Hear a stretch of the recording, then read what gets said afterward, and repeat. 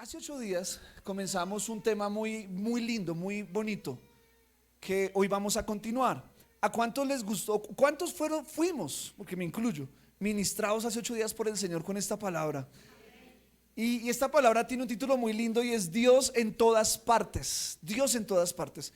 Y de todo lo que hemos venido hablando desde hace 8 días, por supuesto habla de la omnipresencia de Dios, la omnisciencia de Dios.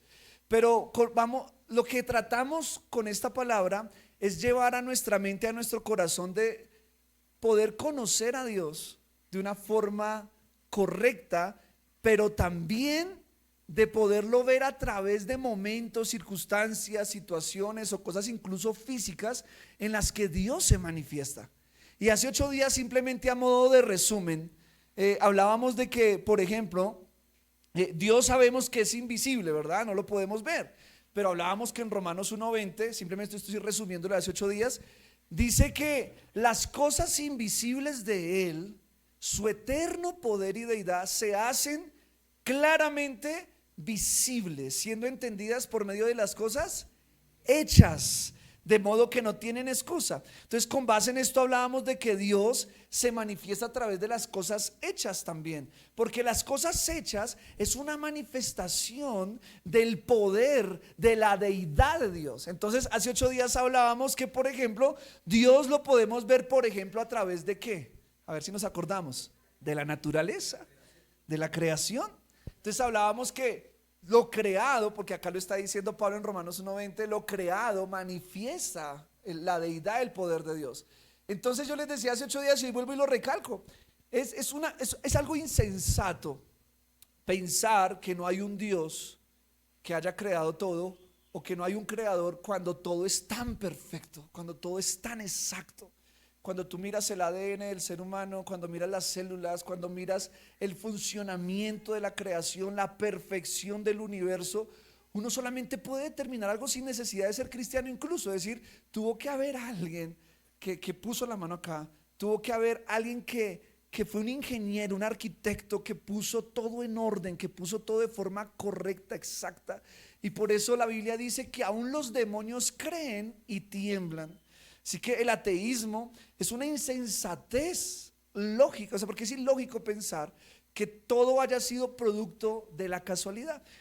Hace 8 días les daba un ejemplo, y es como, por ejemplo, decir que de repente hubo un terremoto y que de la nada apareció ese televisor, apareció esa silla ahí puestecita, ¿verdad? Apareció este bafle de la nada, de un desorden que hubo. Eso es algo ilógico. Claramente sabemos que tuvo que haber personas que Dios les dio la sabiduría para poder hacer cada una de las cosas que podemos disfrutar hoy. Y lo mismo sucede con la creación. Es imposible que todo haya sido fruto de un tema de explosión o de evolución. Incluso tuvo que haber alguien que pensó, y ese alguien que pensó se manifiesta a través de su creación. Y hace 8 días decíamos que los cielos cuentan la gloria de Dios y el firmamento anuncia la obra de sus manos.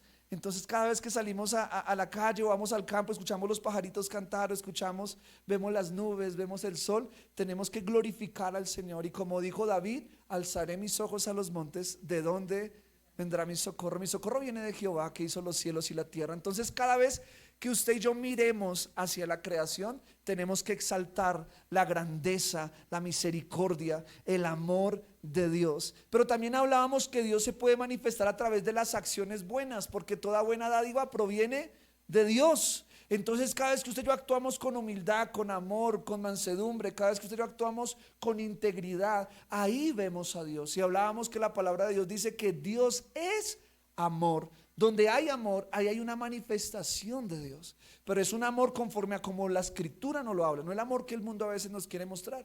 Es el amor bíblico, es el amor de Dios, el amor de un padre, el amor de una madre, el amor de un hijo, el amor de un amigo. Es un amor que Dios nos dio. Y ahí, en el practicar ese amor, vemos una manifestación de Dios. Entonces yo a Dios lo veo a través de mis hijas, a través de mi esposa, lo veo a través de mis padres. Porque toda buena dádiva, todo don perfecto proviene del cielo, dice la escritura.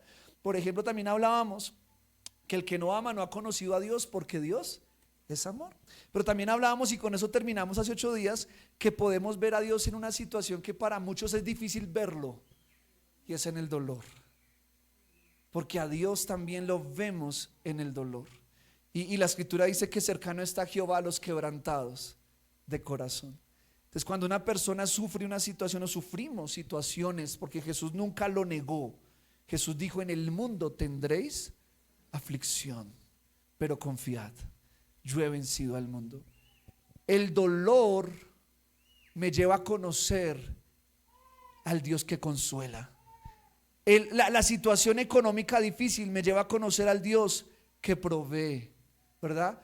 Cada circunstancia de mi vida difícil me lleva a conocer la naturaleza, una parte de la naturaleza de Dios.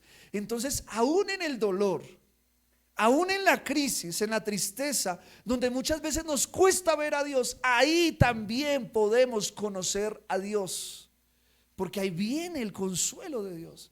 Y yo no sé si usted alguna vez lo ha experimentado. Yo personalmente lo he experimentado, que me he sentido en momentos tristes, agobiado, afligido, y he sentido la manifestación de mi Padre, que me abraza, que me consuela, que me llena y que me dice: hijo, todo va a estar bien. Esos momentos difíciles que he vivido han sido los momentos en que más he conocido el poder de Dios. Las mayores manifestaciones de Dios a mi vida han sido precisamente en los momentos de dolor, en los momentos de crisis. Así que, como les decía hace 8 días, no veamos el desierto como un problema, veámoslo como una oportunidad para conocer a nuestro Padre. Porque ahí en el desierto es donde vamos a conocer al Dios que le proveyó al pueblo de Israel agua de una roca, que hizo que vinieran codornices ahí al campamento, que hizo que el maná lloviera del cielo, que hizo que los vestidos, su ropa no se envejeciera, ni se arrugara, ni se rompiera durante 40 años. Ahí ellos conocieron algo de Dios que no hubiesen podido conocer en el paraíso. Acuérdense de lo que hablamos el miércoles en Tintos con Jesús. Adán pecó contra Dios en el paraíso, pero Jesús le fue fiel a Dios en el desierto. Entonces, en los desiertos es donde aún muchas veces vamos a conocer más a Dios, vamos a experimentar más a nuestro Padre. Y si quizá alguien aquí está atravesando un desierto, quizá esta va a ser la oportunidad de conocer un área de Dios que no conocías. Pero hoy, continuando con esta palabra, vamos a ver un título que yo quiero que usted lo repita conmigo, que ya lo hemos venido recalcando en Tintos con Jesús, y es lo siguiente. Diga conmigo: Jesús es la manifestación hecho carne del Dios invisible.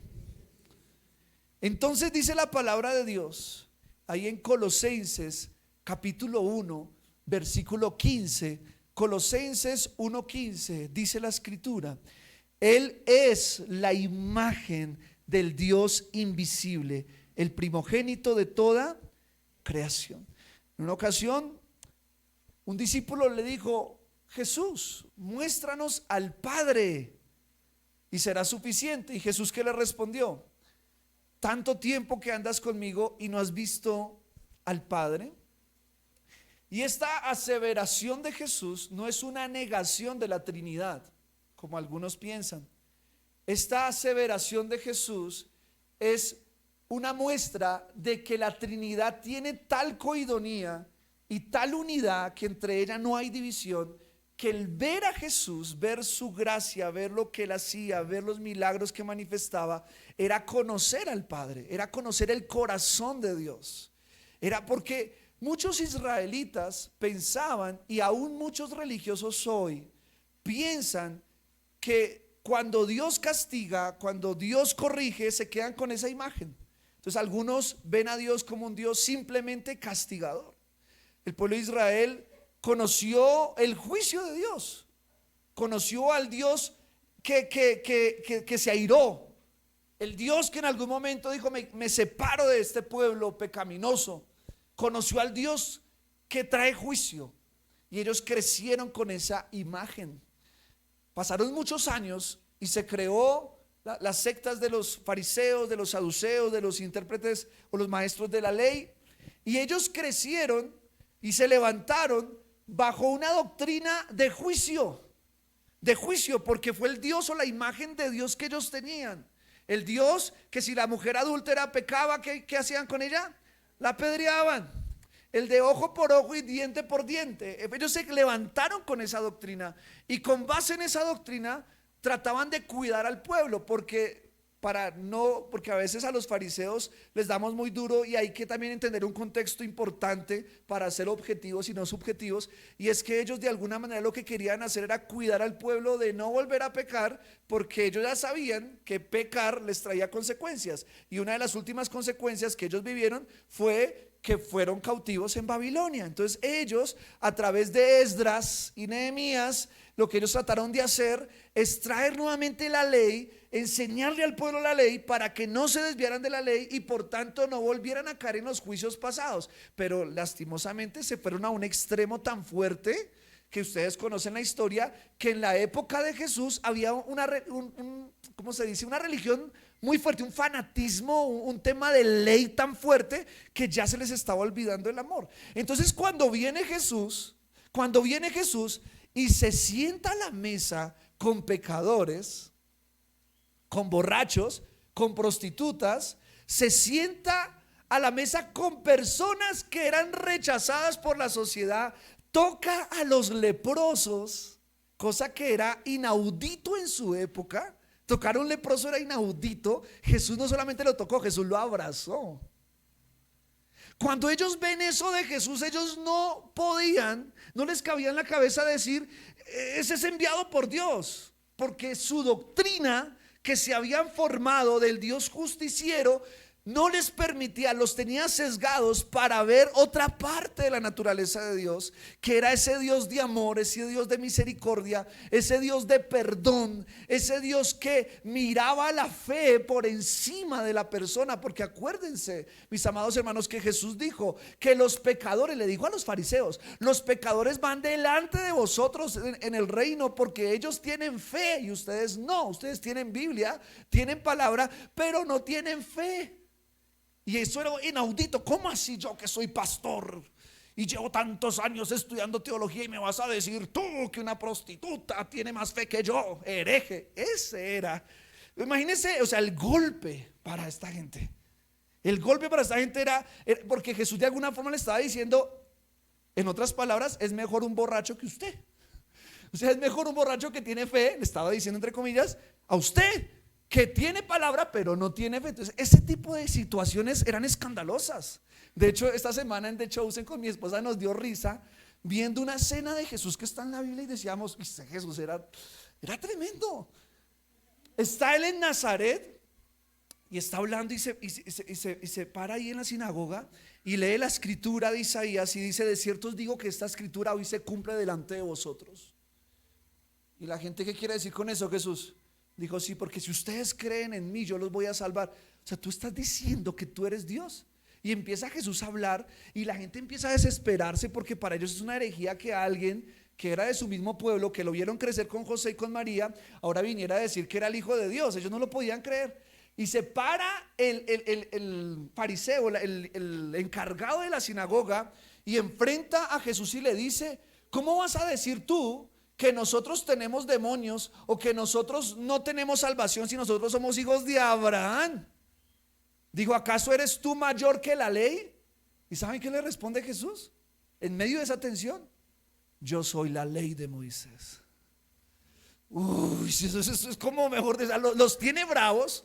O sea, ya vienen bravos, vienen molestos con todo lo que Jesús está diciendo. Le están diciendo que acaso él se cree más que la ley. Dice, no, yo no me creo más que la ley, yo soy la ley de Moisés. Entonces, esto es como el momento de decir, uy, pero por otro lado, uy. Claro, la gente se puso tan molesta que lo sacaron y le iban a tirar por un pináculo ahí, por una montaña para abajo, lo iban a matar. De la rabia que les dio de Jesús, cómo contestaba. Jesús dijo, hoy no es el día, y Jesús dice en la Biblia que algo sobrenatural pasó en la mente y en el corazón de ellos, porque simplemente siguió caminando por la mitad de todos y se fue, porque no era el momento de morir. Pero ¿a qué voy con esto? Todo lo que Jesús hizo, hace, habló, es la manifestación de quién es Dios. Es la manifestación más perfecta, más exacta, porque la creación, incluyéndonos nosotros, que somos una manifestación de Dios, porque fuimos hechos a su imagen y semejanza, nosotros no podemos revelar perfectamente a Dios, porque somos seres que nos equivocamos. Aún los seres vivos, animales, aunque son creación de Dios y manifiestan el poder de Dios, ellos no pueden perfectamente manifestar a Dios. ¿Por qué? Porque también tienen situaciones que pues claramente vienen por causa del pecado. Lo hablábamos el miércoles, por ejemplo, en Tintos con Jesús. Lo hablábamos que, por ejemplo, cuando Adán viene al mundo, viene como un hombre perfecto, pero por causa del pecado que Adán cometió y que viene el pecado a todo el mundo, ya por ejemplo el león ya no le da ganas de comer plantas. Ahora empezó a mirar una cebra con otros ojos. Dijo, ya el león cambió su perspectiva, porque antes no existía. Ya la rosa que antes era, anteriormente no tenía espina, no tenía nada, era perfecta, en el momento del pecado le salen los espinos. O sea, toda la creación comenzó a corromperse. De repente en el mar empezaron a comerse animales unos con otros, a pelearse. ¿Por qué? Porque entró la corrupción del pecado, ¿cierto? Entonces la creación, aunque es hecha por Dios, no puede manifestar perfectamente a Dios. Entonces, ¿quién manifiesta a Dios perfectamente? Jesús. Jesús es la manifestación más exacta de lo que es Dios, porque Él es el Hijo de Dios, Él es Dios también. Entonces, cuando usted quiera saber qué piensa Dios, cómo actúa Dios, de una forma perfecta, poder encerrar y poder usted estudiar a Dios, ¿a quién tiene que estudiar? Es decir, que si por ejemplo vemos a Jesús, miren esto, miren este ejemplo. Si por ejemplo vemos que si Jesús es la manifestación más perfecta de Dios, entonces es correcto afirmar que está bien que un cristiano se junte con pecadores, no para pecar, ¿está claro ahí? Sino para predicarles. Pero está bien que se junte con ellos. ¿Por qué? Si es que a mí la iglesia fulanita de tal me dijo que yo no podía juntarme con pecadores. Sí, eso dicen ellos, pero la Biblia dice que Jesús se sentaba con pecadores. ¿Estamos de acuerdo hasta acá? Entonces, cuando usted estudia a Jesús, usted se hace una idea correcta de Jesús.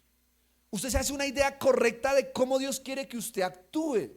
Entonces, más allá incluso de lo que yo a usted le diga como pastor, vaya a la Biblia y estudie a Jesús para que de la manera que Jesús se comporta, así trate de ser usted.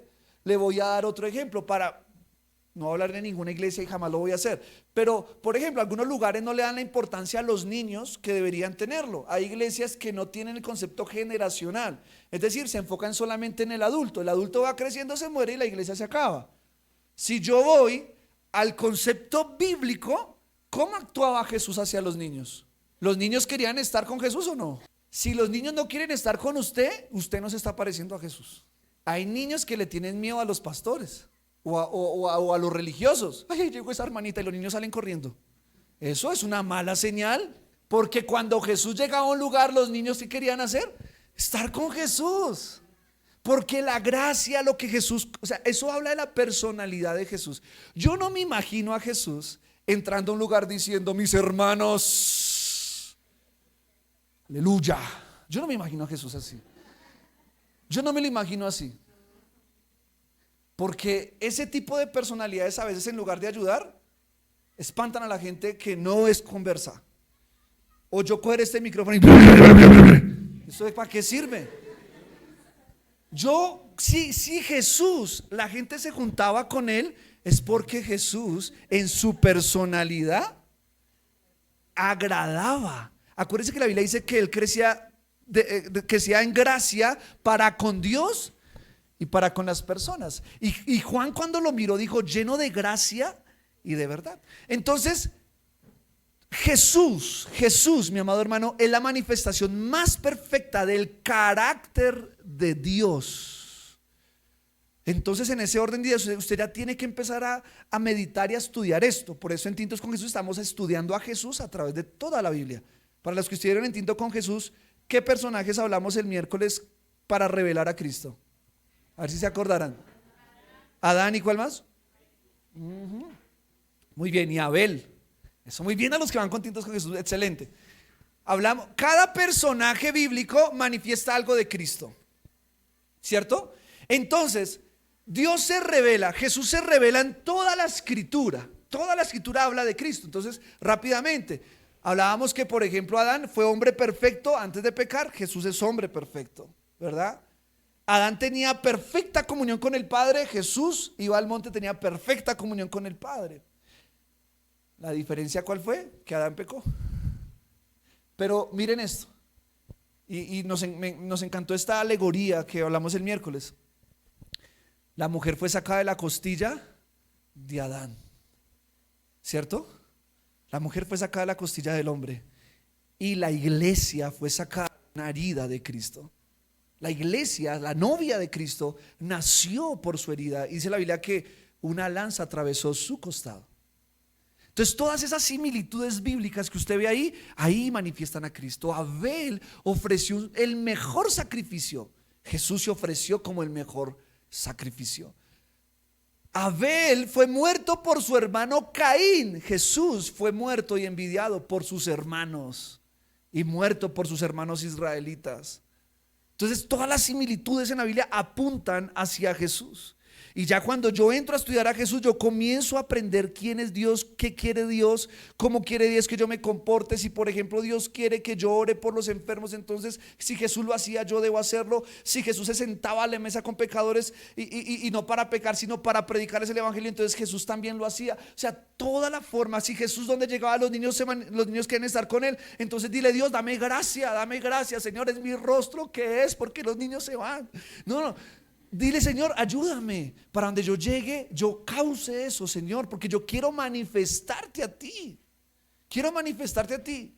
Y una buena señal siempre para mí van a ser los niños. Eso es una buena señal. Ahora, si hablamos que Dios en el Antiguo Testamento se manifestó de una manera tan fuerte, por ejemplo en el monte Sinaí, ¿verdad? Se manifestó con poder, se manifestó con relámpagos, se manifestó de una manera que la gente se escondía porque no querían ver, le tenían miedo a Dios. Si esa manifestación poderosa no logró cambiar a un pueblo, porque ese pueblo de esa generación de Moisés fue un pueblo muy incrédulo, es porque a veces ni siquiera necesitamos las maravillosas manifestaciones, aunque a veces Dios las trae y es bueno. Pero lo que realmente cambia a un pueblo y a la humanidad y a usted es un hombre llamado Jesús, que manifestó el poder, sí, pero manifestó algo que pocos manifiestan, y es el amor de Dios y es la misericordia. Lo que esa mujer adúltera sintió al ver a un hombre tan perfecto como Cristo, que no la condenara, sino que le dijera: yo no te condeno, vete y no peques más. Eso fue lo que transformó la vida de esa mujer. Entonces Jesús es la perfección. Jesús es la perfección de Dios en el mundo. Ahora quiero llegar a otro punto hablando de Jesús. Quiero que diga conmigo, y ahí ya está en la pantalla: todo lo que existe subsiste en Jesús. Miren esto, Colosenses 1 del 16 al 17. Colosenses capítulo 1 versículo 16 al 17. Dice la escritura: porque en él, está hablando de Jesús, en él fueron creadas todas las cosas, las que hay en los cielos y las que hay en la tierra, visibles e invisibles, sean tronos, sean dominios, sean principados, sean potestades. Todo fue creado por medio de él y para él. Y él es antes de todas las cosas, y todas las cosas en él subsisten. Wow. ¿Usted se ha sentado a detallar este versículo, hermano? Porque si no, déjeme contarle: todo lo que existe, tanto en el cielo como en la tierra, subsiste en Cristo. O sea, es como que todo está en él. Todo, la vida está en él. La creación respira por él. Todo está centrado en Jesús. Es decir, nosotros respiramos, nos movemos, vivimos en él. Esto es supremamente importante entenderlo, porque si decimos que todo lo que hay subsiste en Jesús, quiere decir que yo todo el tiempo puedo, a través de la fe, acercarme a Cristo, porque yo ya estoy en él. Todo subsiste en él. Y uno se pregunta: ¿y cómo es posible entonces que haya pecado dentro del mundo si todo subsiste en él? Hay una parte de la naturaleza de Dios que se llama misericordia. misericordia. Y es que aunque en Él, porque todo subsiste en Él, hay pecado, Él tiene misericordia. Le voy a dar un ejemplo. Supongamos que usted se machucó un dedo, el dedo chiquito, y le duele y le duele y le molesta, y todo le molesta ese dedo. Usted lo primero que piensa es: me voy a cortar a este desgraciado. ¿Usted dice eso o no? ¿Qué dice usted? Voy a tratar de ir al médico, voy a tratar de sanarlo. O sea, muy rara la persona que diga: ay, me duele, que deje de doler. Raro. Usted primero va al médico, mira, se hace tratamiento, cremita, etcétera. Y si llega a un punto donde definitivamente el doctor le dice: hay que amputar, porque si no se le envenena todo el cuerpo, hay que amputarlo. Y usted con dolor del alma, hay que quitarlo. Lo mismo pasa con Jesús. Jesús no ha amputado personas que subsisten en Él por misericordia. Porque así como a usted le dolería perder un dedito, a Jesús le duele perder un alma. Entonces Dios tiene en misericordia que esperar y hablarle y tratarlo y hasta que logre sanar. O tristemente dice la Escritura, lo dice, que dice que el padre labrador tendrá que sacar y echar al fuego cuando ya definitivamente no da fruto. Eso es un proceso muy doloroso, pero antes de llegar a esa decisión, así como antes de llegar a la decisión de hay que quitarlo, hay un proceso para ver si sana. No sé si me estoy explicando. Entonces, asimismo es el funcionamiento dentro del ser de Cristo, porque todo subsiste en Él, pero Él por misericordia, porque la Biblia dice que el deseo de Dios es que todos procedan al arrepentimiento. Él no ha amputado a mucha gente o a su creación por esperar que muchos se conviertan. Por eso la creación, incluso dice la Biblia que la creación gime esperando la manifestación de los hijos de Dios. La creación, el león, el pajarito, está anhelando que se acabe esto para ellos regresar a su estado original. Pero Dios está ahí. Ellos dicen que están a punto de vomitar. Dice que la creación está a punto de vomitar. ¿Por qué? Porque ya no aguanta más pecado. Pero Dios por misericordia no ha amputado eso. No sé si me estoy explicando.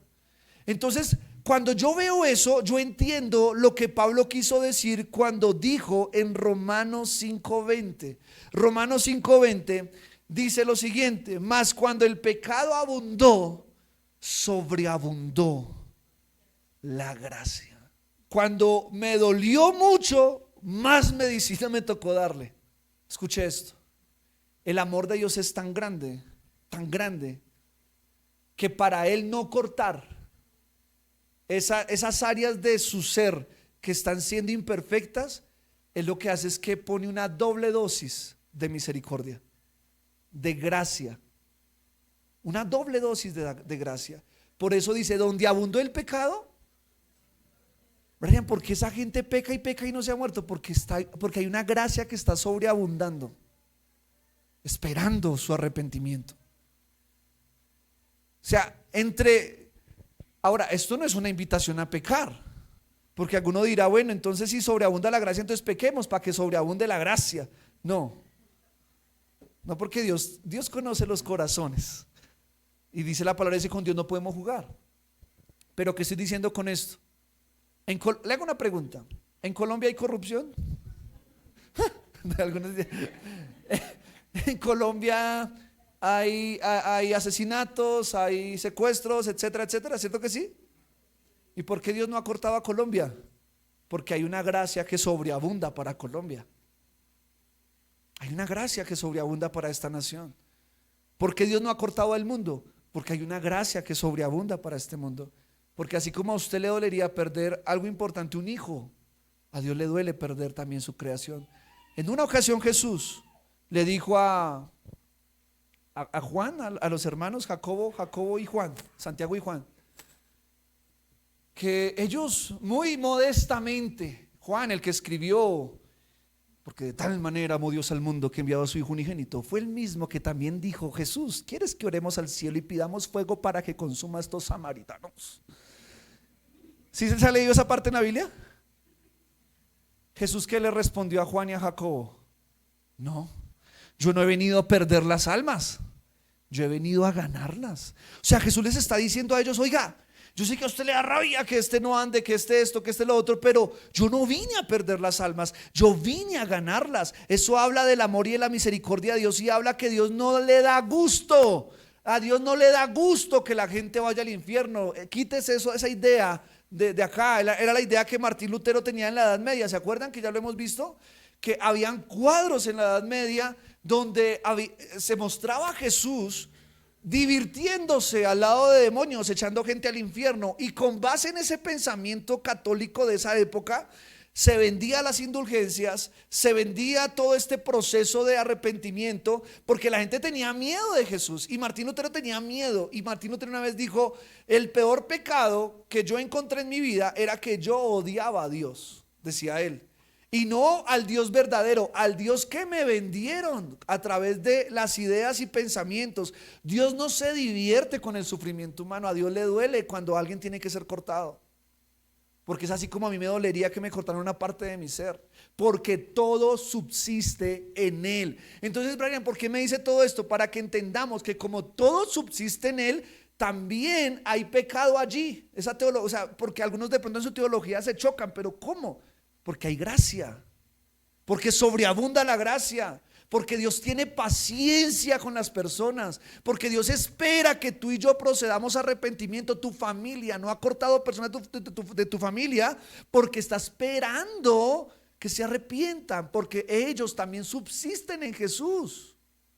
Ahora preste atención a esto, porque esto es una enseñanza también cultural.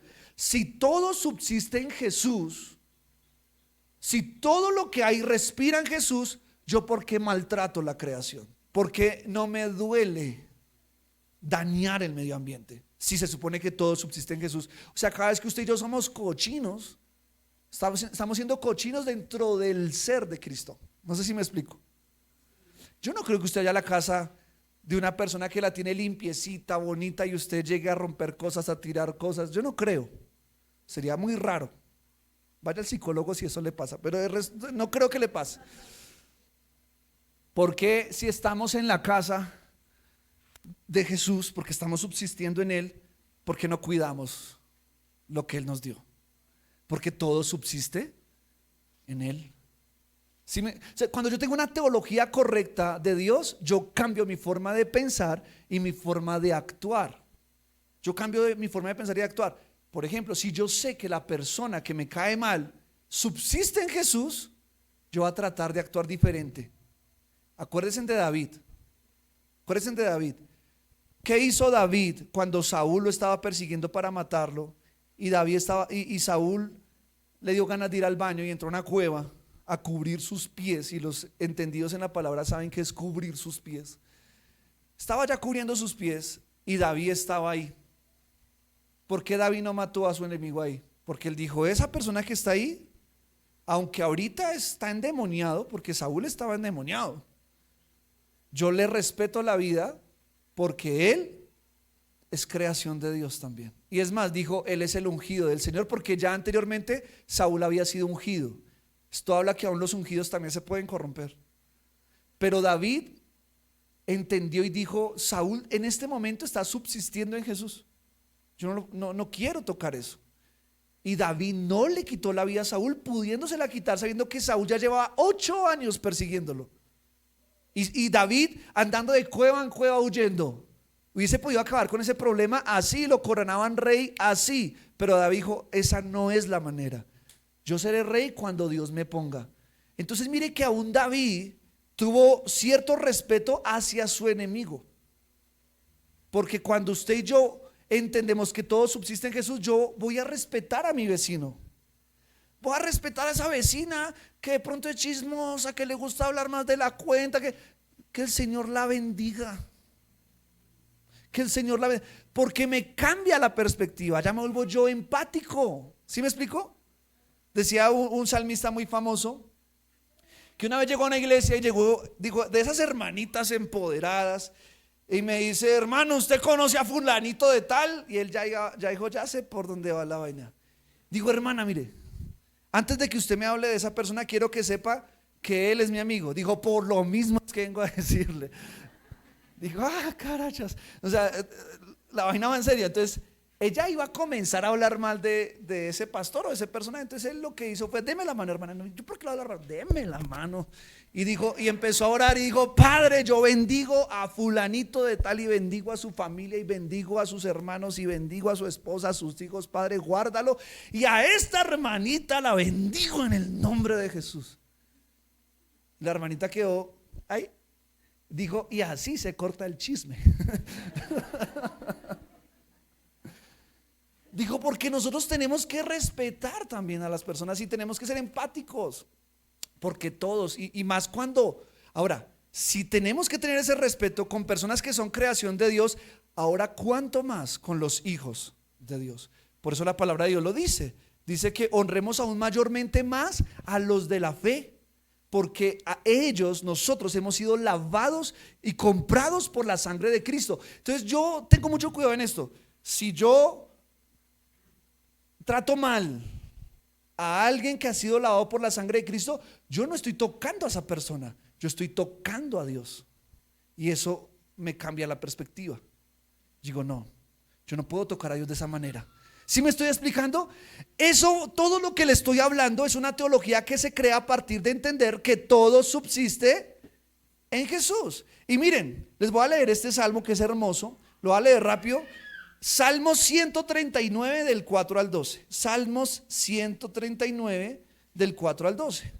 Salmos 139 del 4 al 12. Dice la palabra de Dios: pues aún no está la palabra en mi lengua, y he aquí, oh Jehová, tú la sabes toda. Detrás y delante me rodeaste, y sobre mí pusiste tu mano. Tal conocimiento es demasiado maravilloso para mí. Alto es, no lo puedo comprender. ¿A dónde me iré de tu espíritu? Ahora, un momentico ahí. Si con base en lo que estamos hablando, de que todo subsiste en Jesús, ¿a dónde me puedo ir del espíritu? Porque todo, ¿ven? Dice: ¿y a dónde huiré de tu presencia? O sea, ¿a dónde? ¿Dónde no estará Dios? No, es que yo estoy dentro de Dios. O sea, ¿sí me explico? ¿A dónde me iré de Dios? Si subiere a los cielos, allí estás tú. Sí, ¿qué sigue? Y si en el Seol hiciere mi estrado, y allí tú estás. Si tomare las alas del alba y habitar en el extremo del mar, aún allí me guiará tu mano y me asirá tu diestra. Si dijere: ciertamente las tinieblas me encubrirán, aún la noche resplandecerá alrededor de mí. O sea, con Dios no se puede jugar escondidas, no se puede. Aún las tinieblas no encubren de ti, y la noche resplandece como el día. Lo mismo te son las tinieblas que la... Conclusión: usted y yo no nos podemos escapar de Dios nunca, hermano, nunca. O sea, por eso cuando Adán estaba ya escondido y Dios le decía, como cuando un niño chiquito, uno ya sabe que está allá, pero ¿dónde estás, Adán? Ya sabía dónde estaba. Nosotros nos podemos esconder del pastor, de la hermana, de Dios, nunca, nunca. Y aquí David lo especifica claramente. ¿A dónde me voy a ir? ¿A dónde? Si en todo lugar tú estás ahí. Y donde hay pecado, ahí sobreabunda gracia. Entonces, este entendimiento de Dios me lleva a verlo en todo tiempo. Cuando usted siente el aire, usted siente, ahí es una manifestación de Dios, porque usted está respirando. El hecho de usted respirar, ahí ya hay una manifestación de Dios, porque usted subsiste y respira y se mueve en Jesús. Caminar, hay una manifestación de Dios. Por eso el salmista dice: por detrás y delante me rodeaste. O sea, yo estoy rodeado por Dios. Yo me acuesto a dormir, estoy en Dios. Me levanto, estoy en Dios. Yo estoy en Dios. Si yo entiendo eso, ¿sabe qué va a pasar? Mi fe se va a aumentar mucho, porque yo voy a ver a Dios todo el tiempo. Lo estoy viendo, estoy caminando y sé que ahí está Dios, sé que estoy respirando en Dios. Eso es maravilloso, porque entonces sé que Dios está conmigo todo el tiempo, todo el tiempo. Y aquí quiero decir algo muy lindo para cerrar este punto. Hace unos días hubo un accidente triste en Guatemala. Un bus se accidentó y murió mucha gente. Y algunas de esas personas que iban en ese bus eran miembros de una iglesia muy conocida, la iglesia. Y una persona que es líder de la iglesia perdió en ese bus a su esposa y sus hijos. y la peor noticia que a alguien le pueden dar. Pero él, en lugar de quejarse, oran por él en la iglesia, pasa al frente en la iglesia y él dice una frase que ha tocado el corazón de mucha gente. Y él dice: me está sanando el que nunca me hizo daño. Fueron las palabras que salieron del corazón de él después de perder a su familia. Dijo: en el momento que fuimos al bus, dice él, y yo no quería, yo quería pensar que ahí no estaba mi familia. Cuando vi los zapatos de mi hijita cuando sacaban un cuerpo y sabía que era mi hija, dijo: yo quise entrar en un desespero horrible, horrible. Dijo: pero en ese momento algo inexplicable me abrazó, dijo él. Me abrazó. Y dijo: y hasta el día de hoy tengo una paz, dijo él, tengo una paz que no se me va. Y luego dice la frase: me está sanando el que nunca me hizo daño. Y mi amado hermano, en este mundo podemos tener aflicciones, pero por cuanto subsistimos en Cristo, ahí Dios va a estar con nosotros. Él va a estar ahí para acompañarnos, para guiarnos. Cuando usted respire y aun cuando no, ahí está Dios. Ahí está Dios. Lo importante es que usted y yo, por medio de la fe, lo veamos. Tenemos que ver a Dios. No espere que se le aparezca un ángel y le diga: aquí dice el Señor. Ojalá, pero ¿y si no? ¿Y si nunca sientes una manifestación de hablar en lenguas? Porque algunos se sienten como condenados por eso. Es que yo nunca he hablado en lenguas, entonces ¿será que Dios no me quiere? ¿Y si nunca te caes? ¿Y si un día te toca tirarte para que te dejen de empujar? ¿Y si no sientes, entonces Dios no es real? No, te estoy diciendo, ojalá, bonito cuando se siente. Pero ¿y si no? También puedo decir: Dios es real, porque yo subsisto en Él, respiro en Él, vivo en Él. ¿Sí me estoy explicando? ¿Por qué digo esto? Porque hay personas que se sienten mal cuando no sienten. No, es que yo vi que todos, pero yo no sentí. Tranquilo, que eso no afecte tu fe. Que eso no afecte tu fe. Si va a llegar el día que Dios te toque de una manera sobrenatural, que llegue el día. Pero si no, sigue teniendo fe. Porque bienaventurados aquellos que no vieron, pero creen. Y yo me atrevería a decir otra cosa: bienaventurados aquellos que no han sentido y creen. Y creen. Entonces, mis amados hermanos, no se trata de ver la supermanifestación de Dios, sino de verlo por la fe a través de todo el tiempo. Si me están llevando al punto, mis hermanos, me estoy dando a entender en el punto. Ahora, y ya este es el último punto de esta palabra. Y sí, Choncito, ya para terminar, pues. Dice, quiero que repita conmigo lo siguiente. No, más bien repita conmigo, no. Dígale a alguien que está ahí cerquita, dígale: Dios quiere ser visto a través de ti. Dios quiere ser visto a través de ti. Entonces, todo esto que les he hablado hasta el momento me lleva a un punto, me lleva inmediatamente a un punto. Si Dios se manifiesta a través de su creación, pero a veces la creación no lo manifiesta de forma correcta, por eso digo que el perfecto es Cristo. Si Dios quiere, es que Él quiere, hermano, quiero que entendamos esto. Dios quiere manifestarse a través de nosotros. Santiago dice: el Espíritu Santo nos anhela celosamente. Dios quiere que si hay personas que no manifiestan a Dios en este mundo porque cometen errores, toman malas decisiones, roban, atracan, hacen cosas malas, Dios dice: ¿dónde están los que subsisten en mí, pero que no van a ser una dolencia para mí, sino ¿dónde están esos miembros de mi cuerpo por los que yo voy a poder manifestarme? Escuche esto. Volvamos al ejemplo del dedito. Dedito no me funciona, el dedito no me sirve para coger vasos, no me sirve para levantar nada, siempre lo tengo ahí, ¿cierto? Entonces usted ya no puede usar pero entonces ahora el otro dedito se volvió súper importante para esa mano. Es como el que de pronto no tiene una mano, porque hay personas que no tienen un brazo, una mano. Entonces el otro brazo se vuelve súper importante, porque a través de ese brazo, a través de la mano, es que va a poder hacer las cosas.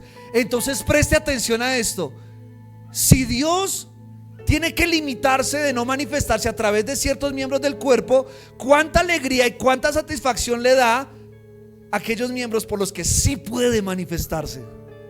Entonces, si yo ya no puedo hacer mucha fuerza con ambas manos porque no tengo una, entonces toda la fuerza la voy a hacer por esta. Entonces escuche esto: si tú eres de esos miembros que permiten que Dios lo use, entonces Dios va a quererte usar con toda su fuerza. Y eso va a hacer que tú seas un multiplicador de la gloria y de la gracia de Dios donde quiera que vayas. Porque si hubo 5 que no quisieron manifestar a Dios, tú lo vas a manifestar. Y si Dios no pudo y se limitó por no manifestarse en 5, tú ahora vas a llevar todo ese poder y lo va a manifestar a través de ti. Ahí se cumple la escritura que dice que al que tiene poco, aún lo que tiene le será quitado, y se le dará que él está dando ¿qué? Más fruto. Entonces, si tú eres de aquellos miembros que dicen: Dios, yo quiero que tú te manifiestes a través de mí, yo quiero que mi vida te refleje a ti, yo quiero que tú seas visto a través de mí, entonces Dios va a tomar muchos dones, Dios va a tomar mucha gracia, Dios va a tomar mucho de su naturaleza y lo va a depositar en ti. Entonces usted imagínese, si solamente mejor dicho, con un poquito de gracia de Dios es hermoso, ¿cuánto más si Dios dice: uy, este brazo está andando excelente, entonces voy a ponerle más fuerza, voy a ponerle más habilidad? Si tú te dispones, ese es el punto, si tú y yo nos disponemos para Dios de corazón, Dios va a podernos usar más allá de nuestra imaginación. ¿Sabe cuántas personas han sido llamadas a ser predicadores, a sacar gente de la calle, a salvar a niños? ¿Cuántas personas han sido llamadas y no lo han hecho? Si Dios encuentra una persona que dice: heme aquí, me dispongo con mis limitaciones, con todo lo que yo tengo, pero si tú te dispones, Dios dice: a ese lo voy a usar. Ejemplo, Moisés no sabía hablar. No podía, sí sabía, no podía expresarse de la mejor manera.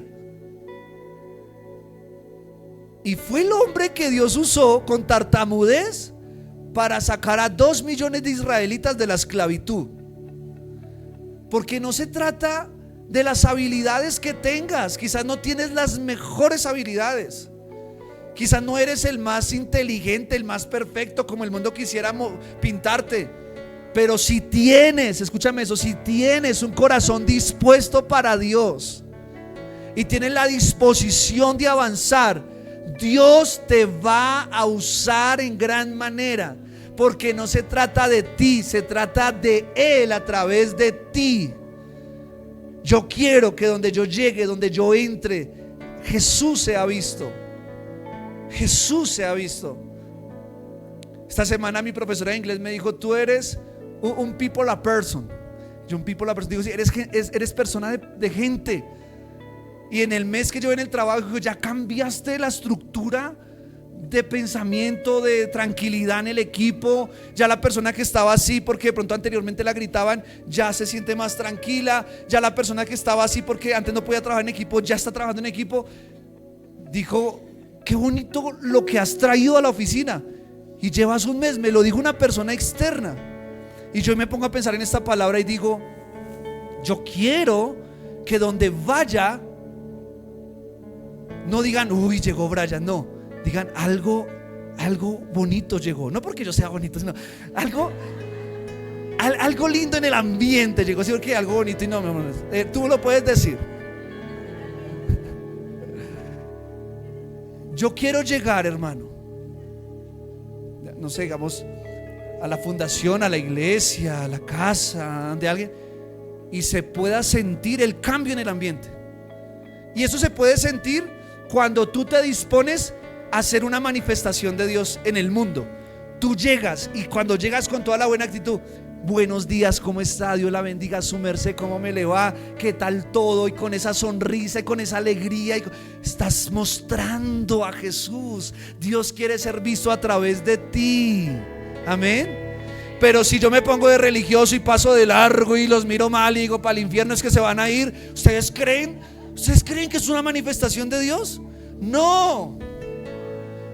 Usted puede mostrar a Jesús en su casa, con sus amigos, en su trabajo, en su estudio, donde sea que usted vaya, es más, a la tienda donde usted entre, tiene que marcar esa diferencia. No diciendo, hola, llegué yo, no. La manera en que tú pides el favor, la manera en que miras a los ojos, la manera en que saludas, todo eso es una manifestación de Dios. Ahora vayámonos un poquito más allá. Cuando tú tienes la posibilidad de predicar el evangelio, revela a Jesús a través de tus palabras. Revela a Jesús a través de lo que tú digas. Mi amado hermano, ¿cuánta gente no hay afuera que necesita de alguien que se disponga para revelar a Jesús a través de su vida? ¿Cuánta gente se subió a un bus que necesita a alguien que con una mirada, una sonrisa, un buenos días, le cambie el día? No sea religioso. Usted no necesita estar en un púlpito para manifestar a Jesús. Usted lo manifiesta desde que se levanta hasta que se acuesta, todo el tiempo. Y quiero que se meta esto en la cabeza. Dios quiere ser visto a través de ti. Dios quiere manifestarse al mundo a través de ti. Y si te dispones, más dones, más cosas Dios te va a dar. Y si no, te las quita y se las da al que más da fruto. Amén. Y viene algo a mi mente. Ya con esto de verdad voy a terminar. Pero antes de eso voy a leer esta palabra.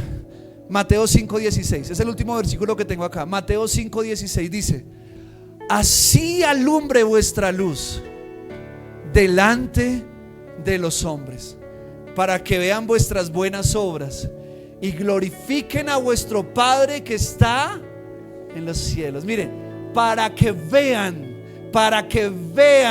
vuestras buenas obras, para que vean. O sea, Dios quiere que la gente vea. La gente está cansada de escuchar, la gente quiere ver a Dios. La gente está cansada de escuchar al religioso hablar y dar cátedra. La gente quiere ver a las personas que manifiestan a Dios a través de su vida. Para que vean vuestras buenas obras. ¿Para qué, Brian? ¿Para que te feliciten? ¿Para que te aplaudan? No, para que vuestro Padre que está en los cielos sea glorificado. Y lo que iba a decir, y acordándome aquí unos amigos que hoy los tenemos presentes, me acuerdo que hace unos años fui invitado a predicar en las calles a personas habitantes de calle. Y ese día que fui allá al centro con otro amigo, algo que me marcó de las personas que estaban allí dirigiendo era ver el amor con que dirigían eso y verlos abrazar a personas que huelen mal, a personas que no están limpias, y verles abrazar con ese amor y sentarse y charlar. Y yo haber tenido la posibilidad de sentarme con uno, dos, tres quizá, y hablar de la vida y hablar y escuchar sus problemas. Yo ese día algo dentro de mí cambió y yo dije: Dios también está en las calles, a Dios también hay que manifestarlo aquí. Y eso produjo en mí un amor y una necesidad y un deseo de comenzar a hacer labor social.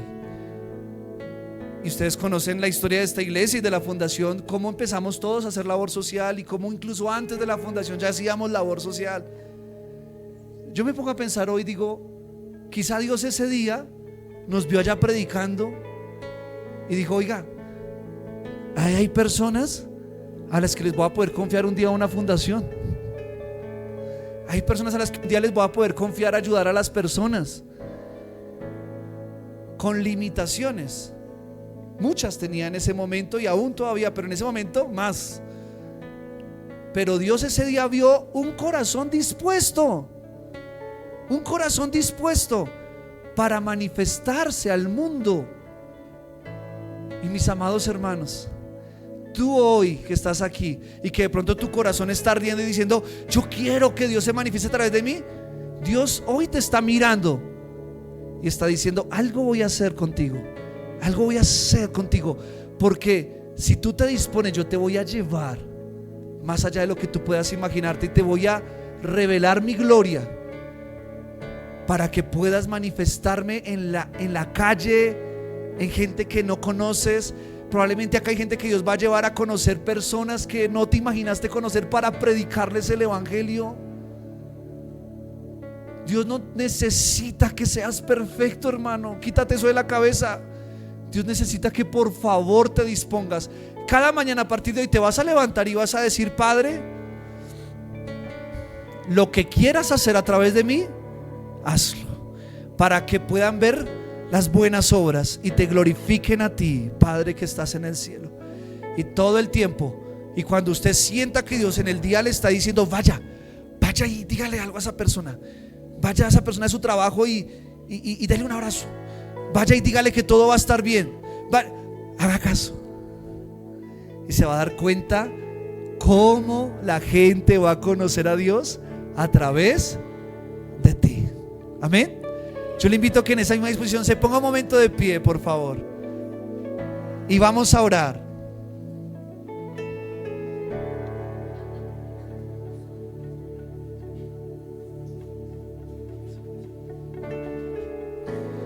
Yo quiero que ahí con tus ojitos cerrados por un momento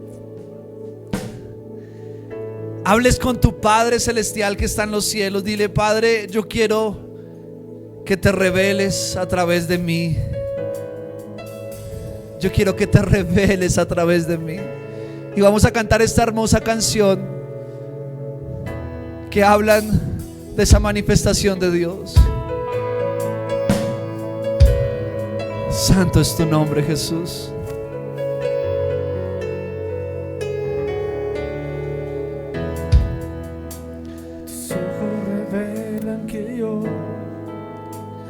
Nada puedo esconder, que no soy nada sin ti, oh fiel Señor.